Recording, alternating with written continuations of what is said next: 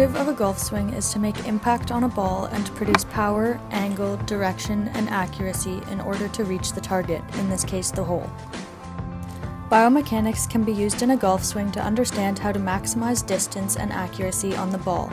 We can use the 7 biomechanical principles to better our understanding. Principle number 1, stability. The lower the center of gravity and the larger the base of support, the more stability increases. Ideally, a golfer should stand shoulder-width apart, as it allows for a stable base while still allowing the fluent and complex movement of a golf swing. We can also increase stability by lowering the body's center of gravity closer to the base of support by bending slightly at the knees. Principle number 2 and 3, maximum effort. Principle number 2 states that the production of maximum force requires the use of all joints, and principle number 3, the production of maximum velocity requires the use of joints in order from largest to smallest. In a golf swing, movement of the body begins at the hips and trunk and progresses through the upper arms and to the wrists just before impact, increasing the acceleration. Through this sequential movement, optimal force is generated, resulting in maximum velocity and therefore optimal distance. Principle number 4 and 5, linear motion. Principle number 4 states that the greater the applied impulse, the greater the increase in velocity. Impulse is the product of force and the time over which the force acts. With that being said, when a force is applied, the resulting motion of the ball is dependent not only on the magnitude of the force, but also on the duration of the force applied.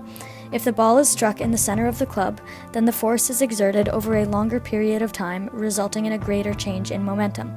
This greater impulse will increase the velocity of the ball, maximizing its distance. Principle number 5 does not apply to a golf swing, as it is an angular motion rather than linear. Principles 6 and 7, angular motion. Principle 6 states that angular motion is produced by the application of force acting at some distance from an axis. The 2 main axes where rotation can be created are at the shoulders and the wrists. This twisting movement can be described as torque. By creating torque, the force on the ball is increased as more rotational force has been created. Torque can be easily seen through the movements in the wrists. During the backswing, negative torque is created when the wrists are fully cocked at the top of the swing. Throughout the downswing, the wrists stay cocked as the shoulders move until just before impact, when positive torque is created. By uncocking the wrists, we can increase clubhead speed, which translates to energy on the ball. Principle 7 states that angular momentum is constant when an object is free in the air. This means that once a force has been applied, the ball will continue to travel until external forces act upon it. Common external forces in golf include gravity, wind resistance, and the friction of grass once the ball has landed. Next, we can look at Newton's 3 laws of motion to further analyze a golf swing. Newton's first law, the law of inertia. Objects at rest tend to stay at rest, and objects in motion tend to stay in motion, unless acted upon by an unbalanced force. In this case, the golfer is the unbalanced force, and the golf ball is in a state of rest on the tee or grass. Unless the golfer hits the ball off the tee, the object will stay at rest. This is due to the ball having its own inertia. Newton's second law, the law of acceleration. The greater the mass of the object being accelerated, the greater the amount of force needed to accelerate the object. This law explains why professional golfers hit the ball further than most average players. As the ball has a constant mass, the golfer must hit the ball with more net force, creating more acceleration and further distance.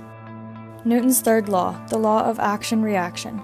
For every force applied on an object, there is an equal and opposite reaction force. When a ball is hit off a tee with a force of 500 newtons, for example, the ball will react back towards the club with an equal force but in the opposite direction. This law can also be applied as the ball makes contact with the ground, leaving a divot.